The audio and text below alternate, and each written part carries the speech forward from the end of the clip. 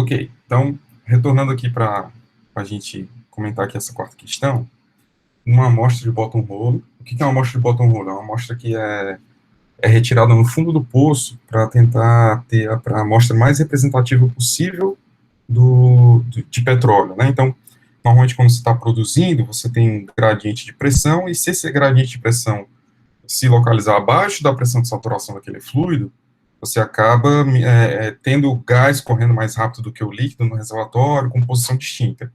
Então, o que interessa isso nem tem nada a ver com a questão, mas é só para lembrar vocês disso. Então, tem 100 mols de um determinado gás, que pode ser considerado ideal na pressão de 10 elevado a quinta PA, quando na temperatura T1. Então, ok, então a gente tem aqui uma determinada pressão e tem uma determinada temperatura. Se nessas condições a variação da entropia com o volume para esse gás vale 100 joules metro por Kelvin, é uma unidade estranha, mas a gente vai dar uma olhada nela, e se a constante universal dos gases pode ser considerada essa, a temperatura T1 é de, então, o que a gente tem que pensar é justamente nessa derivada aqui, ó, variação da entropia com o volume.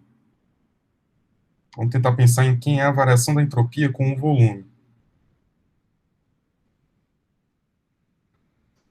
Vamos pensar isso numa temperatura constante, já que a gente quer avaliar a T1.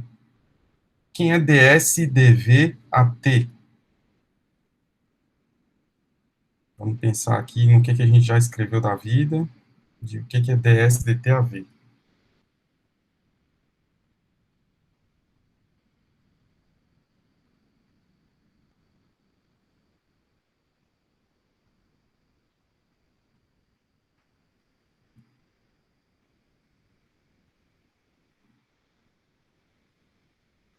Ds dt a v é uma equação de Maxwell, né? E a gente pode ver que ela também aparece aqui nessa ação com temperatura e uma coisa parecida, ok? Mas vamos tentar pensar nessa relação de SV a T da seguinte forma.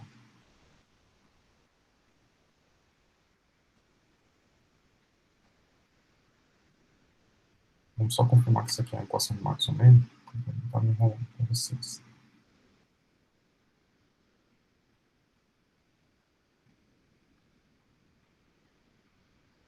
SV a T, PTV.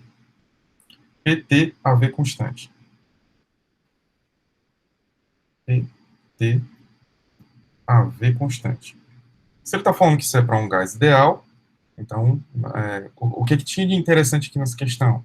É você lembrar que essa relação chata aqui de entropia com o volume, você pode tirar essa relação para uma relação que é mais fácil, mais conhecida do que você consegue fazer, porque isso daqui só depende de P, V e T.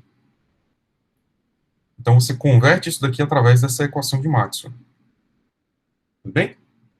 Bom, então, se a gente sabe que isso daqui é um gás ideal, a gente pode escrever PV, que é igual a RT.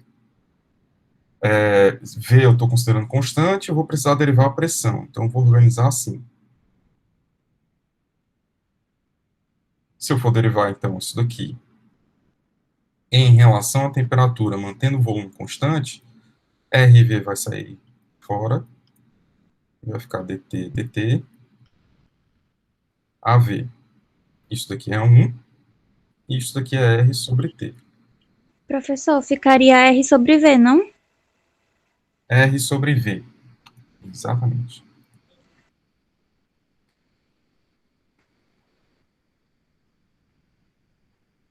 Pronto, então, bom, então se a gente tem R sobre V aqui, a gente pode substituir que essa inclinação, que a gente conhece mais ou menos, né? SV a T vai ser igual a R sobre V. Se a gente pode substituir V como sendo RT sobre P, então a gente vai achar uma outra relação aqui. ds dv a T. Isso daqui a questão ela está informando para a gente, né?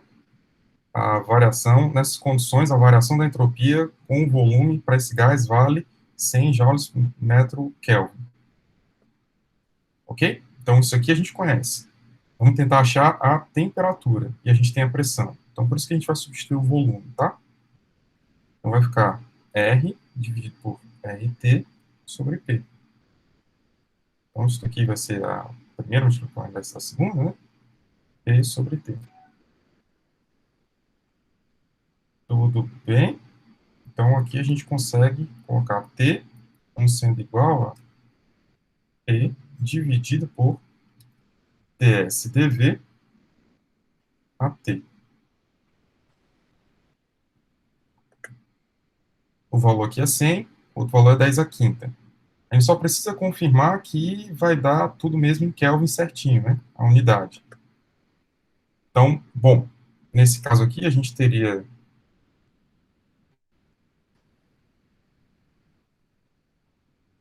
10 elevado à quinta PA dividido por 100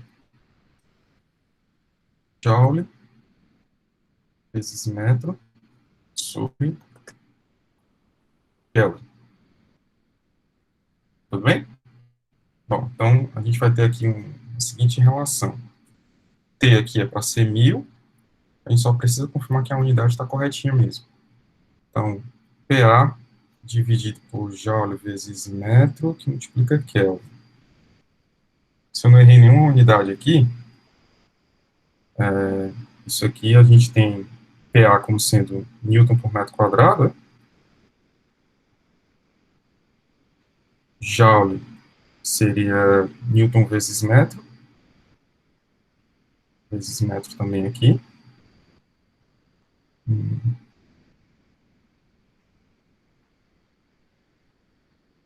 Então a gente teria aqui Newton metro quadrado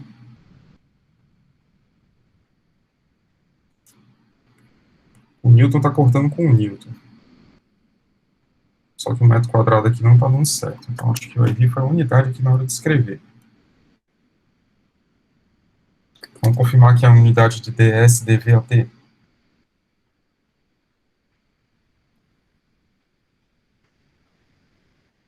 A unidade de S é Joule, mol Kelvin. E a unidade de V, metro cúbico, por mol. Então, mol com mol. Isso aqui é para ser Joule, metro cúbico, Kelvin. Se isso aqui for Joule, metro cúbico, Kelvin, dá certo? Vamos ver aqui.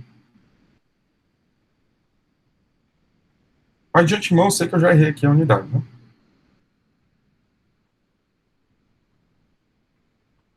Posso ter esquecido aqui de digitar a terceira. Que essa é a unidade correta. Independente disso, a aproximação é para ser dessa forma, tá? Vocês entenderam aí? Parte da equação de Maxwell? Sim, professor, deu para entender direitinho. Muito obrigada. Nada, valeu. Ok, então, bom, mais alguma dúvida?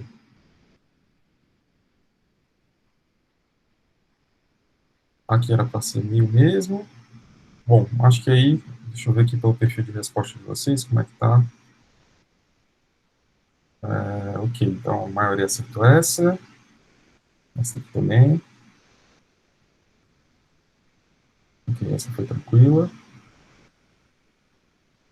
Essa aqui a gente se confundiu um pouquinho mais, né? Tá, essa aqui também. Ele deve ter errado só na hora de derivar aqui.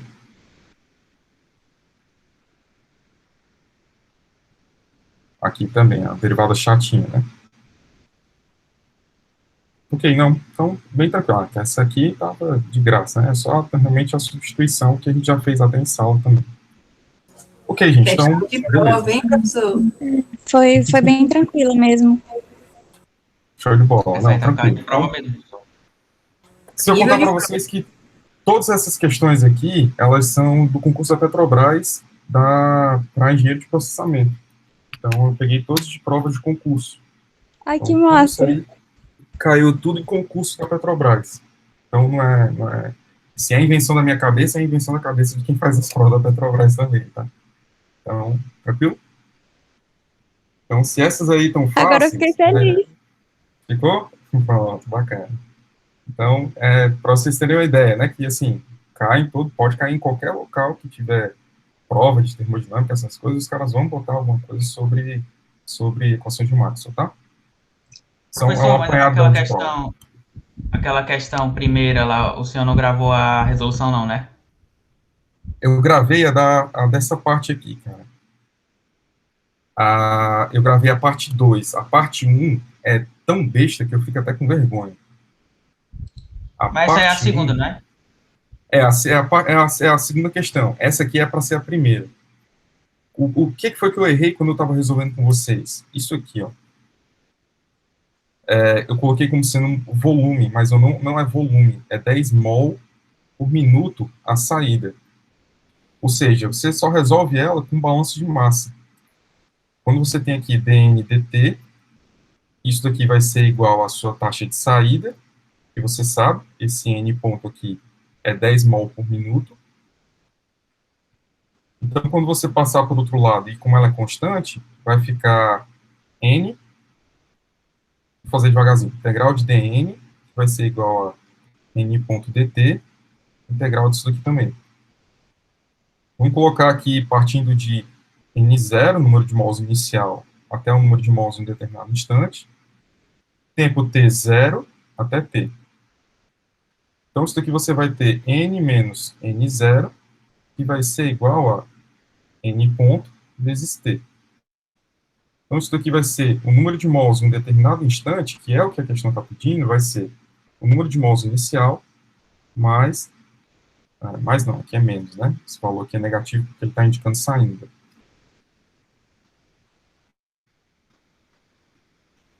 Menos n ponto t. Então, essa aqui já é a equação. O que você precisa descobrir para completá-la? Só o N0. O N0 é o número de mols inicial. Se você tem um determinado número de mols, a gente diz aqui que o tanque está sem várias, que ele tem esse volume. Então, o que você precisa é descobrir o número de mols, o volume molar. Então, se você tem um determinado V aqui, que é igual a 0,15 metros cúbicos, é só você dividir aqui pelo volume molar, que vai ser metros cúbicos por mol, que aí você acha o número de mols inicial aqui. No caso, a primeira alternativa é você usar gás ideal, e a segunda é você usar a equação de Redlich-Kwon para poder achar esse volume molar. Só isso. Tranquilo? Essa aqui seria a primeira. Pronto, só essa besteira, que eu não me toquei. Estava tentando complicar muito mais do que precisava. Certo? Aí a segunda eu fiz a gravação e mandei para vocês, que ela está mais relacionada.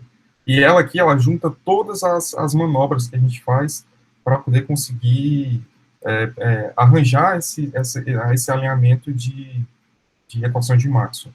Ok? Tranquilo, gente? Vocês têm mais alguma dúvida? Vocês não têm dúvida? Então, vamos continuar falando aqui do que a gente precisa. Tem uma parte importante aqui, que é a gente falar sobre liquefação.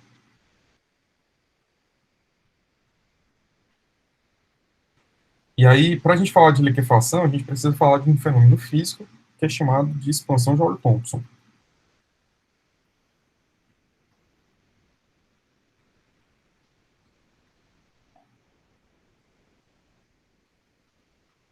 O que é a expansão Joule-Thomson? Não sei se vocês já usaram ou spray para cabelo, ou desodorante em spray, ou veneno para barata.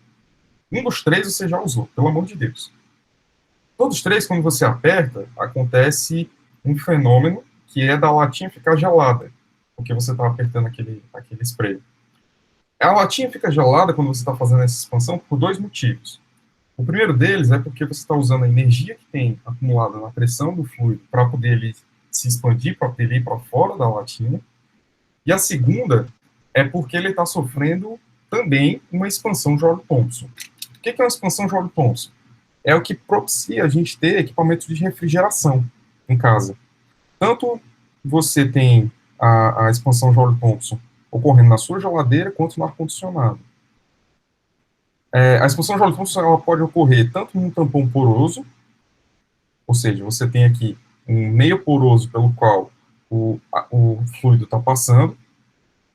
Antes, ele estava numa pressão elevada, em uma temperatura também elevada, e após essa expansão, ele reduz a pressão, por isso que a gente chama de expansão, e ele pode reduzir a temperatura ou aumentar. Reduzir a temperatura ou aumentar, dependendo de uma propriedade que é chamada de coeficiente de Joule-Thomson. Então, o coeficiente de Joule-Thomson, ele vai te determinar se o fluido ele vai esquentar ou vai esfriar depois que ele passa por esse processo de expansão. Aí, só complementando, né? Por que isso aqui é importante? Porque durante o processo de refrigeração, você precisa reduzir essa temperatura do fluido. E essa expansão, ela é uma expansão especial porque ela ocorre com a entalpia do fluido constante.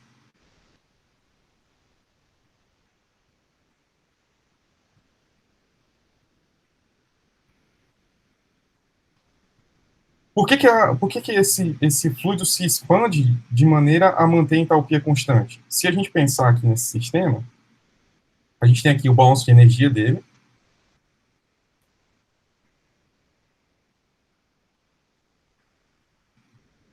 Eu não sei se vocês aprenderam o balanço de energia dessa forma, mas isso aqui também é uma equação do balanço de energia para um sistema aberto, tá?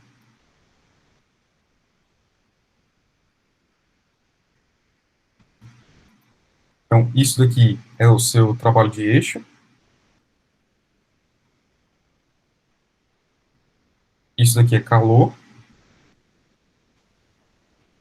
Isso daqui é energia cinética e energia potencial. Isso que vocês conhecem que é a entalpia. Aqui é a vazão mássica, né, a vazão molar que está passando, e aqui é o acúmulo do volume de controle. Essa equação aqui é a equação da primeira lei, vocês já viram em termodinâmica passada aí, vidas passadas, né? Vamos lá. Você tem trabalho de eixo dentro dessa tubulação, ou seja, tem alguma parte móvel que está extraindo ou jogando trabalho para dentro desse sistema? Não. A gente vai considerar que isso daqui ocorre num sistema bem isolado, sem troca de calor. A gente não tem nem variação de cota, nem variação de velocidade grande o suficiente que se equipare com as mudanças de entalpia, tá? Então, as velocidades aqui de entrada e saída são mais ou menos a mesma. E a gente está pensando tudo em estado estacionário. O que sobrou daqui? Então, vai sobrar aqui M1, que multiplica a entalpia que entra, menos a entalpia que sai. Vai ser igual a zero.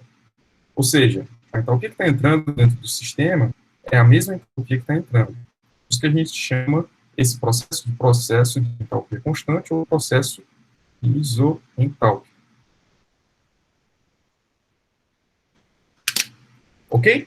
Então, dessa forma, se você tiver um fluido passando por uma restrição, ele faz com que a pressão caia e a temperatura possa cair também.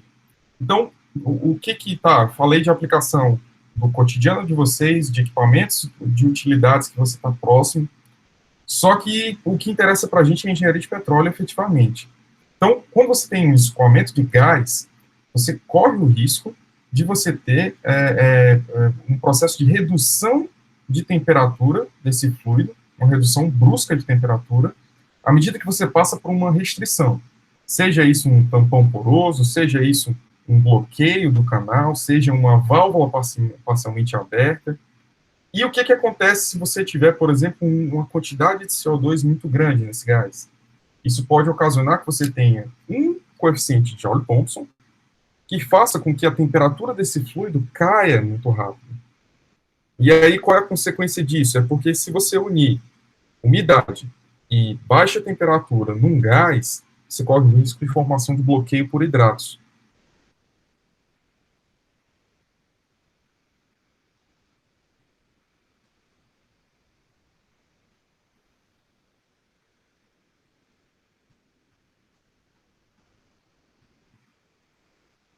E aí, o que quer dizer esse risco de bloqueio por hidrato? Hidrato é quando você tem água e metano, por exemplo, ou gás de qualquer forma, e você reduz a temperatura. E aí, a redução dessa temperatura não é a 0 graus. Muito antes disso, a depender da pressão, você pode ter a formação de hidrato, que é como se fosse um sólido que tem dentro dele, dentro desse sólido, intertícios que são preenchidos com gás. Então, é como se fosse um sólido esponjoso que pode formar bloqueios nas linhas de produção. Isso tudo porque você colocou uma curva mais acentuada ou você não ajustou a válvula corretamente para a passagem desse gás em alta velocidade. Então, isso pode ocasionar em bloqueio. Então, conhecer essa propriedade é um negócio importante. E aí, como a gente está falando de termodinâmica, eu consigo torturar vocês para poder a gente tentar achar uma relação através dos conhecimentos que a gente tem de equações de Maxwell, para poder a gente tentar calcular os valores de coeficiente de expansão de Joule-Thomson, ok? Antes disso, deixa eu só falar um pouco para vocês sobre a relação do coeficiente de Joule-Thomson com a temperatura.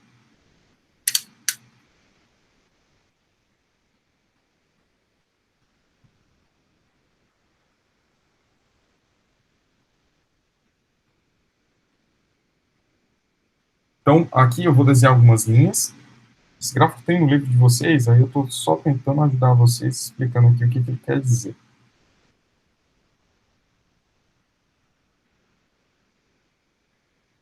Então, vocês percebem aqui que cada linha dessa, principalmente essas aqui, vocês têm um ponto de inversão da inclinação delas. Esse conjunto de pontos de inversão aqui é o que a gente chama de temperaturas de Boyle. Primeiro dizer do que é o gráfico, né? Temperatura por pressão. E cada linha dessa aqui é uma linha com uma entalpia diferente. Então, aqui são linhas isoentálpicas.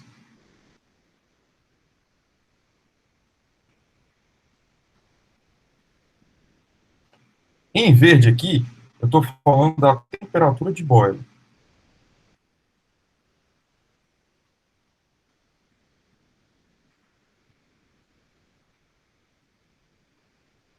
Temperatura de Boyle é justamente onde você tem a inversão da inclinação de cada uma dessas retas, ou seja, se a gente pegar aqui a inclinação das curvas de temperatura-pressão, quando você mantém a entalpia constante, aqui você vai ver que você tinha uma inclinação aqui positiva, e aqui a inclinação está negativa. Inclinação positiva, inclinação negativa. Então aqui você tem um conjunto de regiões em que você tem as inclinações dos fluidos aqui positivos. Então, isso daqui é tudo onde você tem dt, dp, AH constante positivo, maior do que zero. Ou seja, você tem aqui o coeficiente de Joule-Thomson maior do que zero. Tudo bem? Fora dessa região aqui da temperatura de Boyle, em temperaturas acima da temperatura de Boyle, ou pressões aqui fora dessa região, você tem o contrário, né? Então, é quando você tem coeficiente de Joule-Thomson menor do que zero. Coeficiente de Joule-Thomson negativo. O que quer dizer um coeficiente de Joule-Thomson positivo e um coeficiente de Joule-Thomson negativo?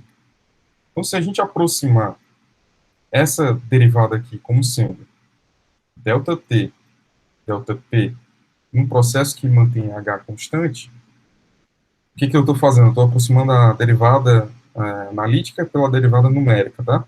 Então, aqui eu vou ter T2 menos T1, P2 menos P1. Se isso daqui for positivo, o que isso quer dizer aqui, se isso daqui for maior do que zero? Então, a gente vai ver que se você tem uma redução na pressão, se P2 é menor do que P1, isso aqui te implica que você tem essa parte de baixo negativa, que para isso daqui tudo ser negativo, né, ser positivo, T2 tem que ser menor do que 1. T2 tem que ser menor do que T1. O contrário, se eu tiver aqui T2 menos T1, T2 menos P1, e isso daqui for negativo. Então, isso daqui implica que eu vou ter sempre uma redução da pressão, E aí, o que a redução da pressão faz com a temperatura? Se a parte de baixo daqui é negativa, se a parte de baixo aqui é negativa, então a parte de cima tem que ser positiva. Se a parte de cima é positiva, então T2 tem que ser maior do que T1. Isso está claro? Posso repetir aqui. Então, a gente tem a coeficiente de Joule-Thomson, que são positivos. O que quer dizer um coeficiente de Joule-Thomson positivo? É que, quando você tiver a redução da pressão, durante o processo de expansão isoentálpica, você vai ter que ser acompanhado também de uma redução da temperatura. Quando você tem um coeficiente de Joule-Thomson negativo, isso quer dizer que uma redução da pressão vai ter que ser acompanhada de um aumento da temperatura. Então, qual é a região que é perigosa para poder você ter a formação de hidratos? É a região de temperaturas e pressões, em que você tem o coeficiente de Joule-Thomson positivo ou negativo. Me ajudem aí a pensar nisso, para ver se vocês entenderam.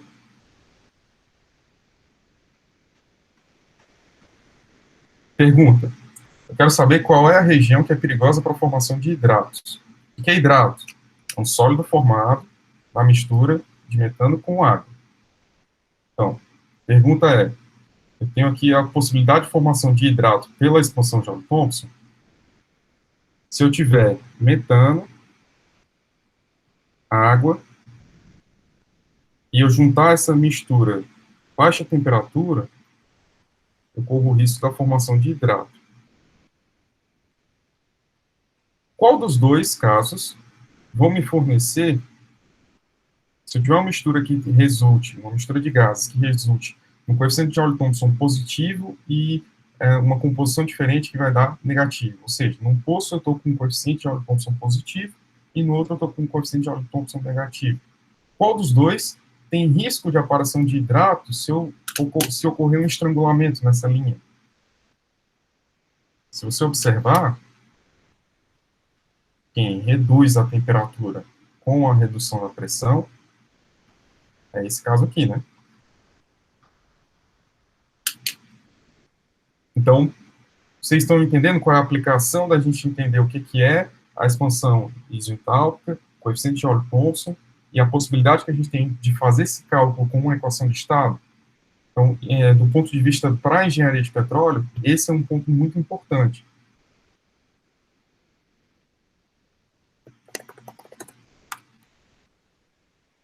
Ok, então, como é que a gente consegue fazer esse cálculo? Vamos pegar aqui uma equação que a gente já trabalhou aqui na aula. dH que é igual a Cp dt, mas a gente já chegou nessa relação aqui. Menos T, que multiplica dV dTAP, mais V dP. Tranquilo? Bom, se o processo é isoentálpico, isso aqui é zero. Então, a gente vai ter zero, que é igual a Cp dt, mais menos T, que multiplica dV dt, AP mais V,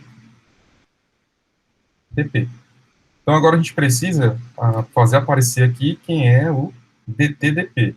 Então, eu vou passar isso aqui tudo para o outro lado, e a gente rearranja aqui para poder dividir. Então, a gente vai ter dT/dP, mantendo H constante, que é a mesma coisa de ter mandado isso aqui para o outro lado, o dP para cá e o Cp para lá. Então, isso aqui vai ficar negativo.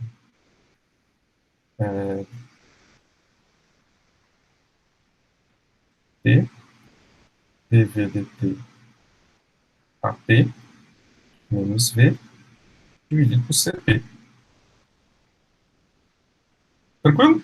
Então, vou parar aqui, porque aqui já dá para a gente entender que a gente consegue obter os valores aqui de coeficiente de Joule-Thomson para um gás real. Então, basta a gente ter os cálculos de Cp real aqui, e a gente consegue ter Cp em função do Cp do gás ideal, E a partir da equação de estado, a gente consegue derivar aqui dV dt a P e obter essa relação. Então, aqui a gente consegue, com um mínimo de esforço aqui, a gente conseguiu chegar nesse ponto. O esforço maior é uma vez que você determine qual é a equação de estado. Pergunta de prova, né? Qual é o valor do coeficiente de Joule-Thomson para o gás ideal?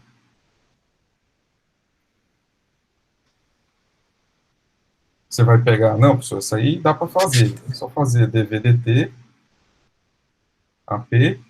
Alguém já sabe? Pode falar. É zero, não é não, professor? É sim. Porque o gás ideal, ele é... Não, pode falar aí, professor. Não, pode falar, diga. É porque o gás é ideal, né? Ele não vai dar...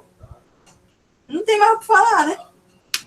É isso mesmo. Você pode justificar só com as forças intermoleculares, né? As palavras bonitas que você professor, está eu não ia procurando. saber, assim, porque o gás é ideal e é ideal, pô.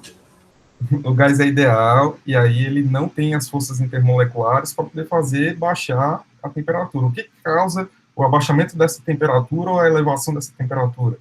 É justamente o distanciamento entre as moléculas, e aí o rompimento dessa ligação intramolecular produz a energia que aquece ou resfria o fluido. Como a gente está vendo aqui nessa derivada, né, você podia me levar só no queixo para poder dizer isso, né? Não, professor, é só porque o gás é ideal, é monotônico, é pequenininho, não sei o quê, dessa forma. E uma outra resposta seria você pegar aqui a derivada. Bom, eu tenho o volume do gás ideal, eu sei que o volume do gás ideal é igual a RT sobre P. Eu vou derivar isso daqui, mantendo P constante em relação à temperatura. Então, isso aqui vai ser R sobre P. Se você substituir isso daqui nessa relação, o coeficiente de Joule-Thomson vai ser igual a T, que multiplica R sobre P, menos V, dividido por CP. Só que essa relação já nos diz que isso aqui é zero. E aí, como a gente já chegou na conclusão, sim, o coeficiente de Joule-Thomson de um gás ideal é zero. Ou seja, se você tiver um gás a uma baixa pressão e ele for submetido a um escoamento ali, a um processo de estranhamento, ele não vai alterar a temperatura dele, porque a baixa pressão, todo gás vai se comportar como gás ideal. Se você tiver uma pressão intermediária, um conjunto de pressões intermediárias, pode ser que você esteja dentro da zona do gráfico em que você tem justamente a formação de conjunto de valores de pressão e temperatura em que você tem Joule-Thomson maior do que zero. E aí esse Joule-Thomson maior do que zero pode te levar a você ter uma redução de temperatura enquanto você está reduzindo a pressão. Fora dessa parte, é uma pressão bem mais elevada, então, se a gente for tentar carimbar onde pode estar ocorrendo esse resfriamento do nada no ambiente de produção, você não espera isso na zona do reservatório, mas você poderia estar atento a qualquer situação dessa em uma zona de processamento de gás. Então, sempre que você tiver equipamentos de processamento de gás, são dois problemas que você tem que se preocupar. Primeiro, é a possibilidade da ocorrência da expansão de Joule-Thomson, e a segunda é a possibilidade de você estar com escoamento supersônico. Então, quando você tem uma velocidade muito alta na produção, e aí essa velocidade você pode atingir uma velocidade que é maior do que a velocidade de propagação do som. É uma situação muito específica, mas em altas produções de gás você pode ter que ocorrer esse problema, tá? Tudo bem, gente? Entendido aí o que é a expansão de Joule-Thomson? Vocês têm alguma pergunta?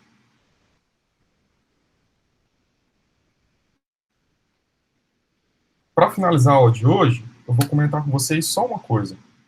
Vou comentar sobre o processo de liquefação. Então, esse processo de liquefação ele pode ser usado de diversas maneiras, inclusive para tentar liquefazer gás natural, por exemplo. Ele é bem utilizado para operações criogênicas, né? Então, quando você quer reduzir bem a temperatura até que você consiga separar, por exemplo, oxigênio de nitrogênio. Então, você pode fazer isso através desse processo de liquefação. Como é que é o processo de liquefação? Você tem um gás que está chegando até um compressor.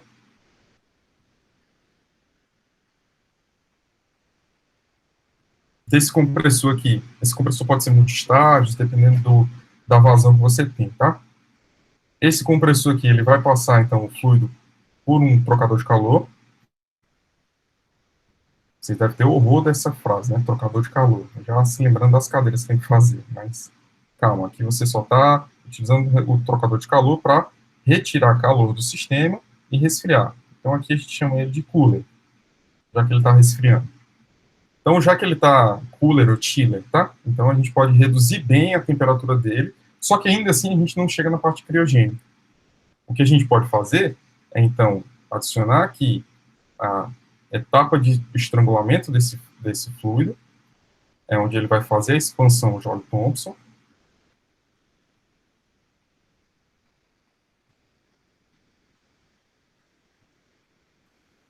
E aí, a partir dessa expansão, você tem aqui, ele abaixa tanto a temperatura que ele chega na zona de equilíbrio líquido-vapor. E aí aqui você tem o líquido, o gás que está, então, condensado na forma líquida, que é o teu produto de interesse, e aqui você tem a remoção do gás. E aí você não vai jogar fora esse gás, né? Você vai juntar aqui junto com o gás inicial. Você pode até fazer um processo para poder recuperar esse calor aqui também, de novo, e começar novamente para poder você só manter o make-up aqui de gás inicial. E aqui você tem a produção do gás liquefeito. Tudo bem? Obviamente, quando a gente está falando de ar, e você tem uma alta produção para que você possa separar o ar aqui em oxigênio e nitrogênio, você tem que, obviamente, utilizar isso aqui em altos volumes e você tem que ter umas colunas de destilação criogênica para poder fazer essa separação. Não é esse processo que é utilizado para produção de gás medicinal, né, nessa história de Covid, falta de oxigênio aí dos cantos. Normalmente o pessoal usa processo de absorção, não é esse processo. Esse processo aqui compensa muito quando você tem uma grande produção de gás, uma produção muito elevada, ok? Então, como ponto final aí era basicamente só essa parte de liquefação, e aí a gente parou essa parte de equações de Maxwell, ok? Consegui ouvir a festa de vocês aqui, já que a gente já parou esse assunto. Tranquilo, gente? Vocês têm mais alguma dúvida?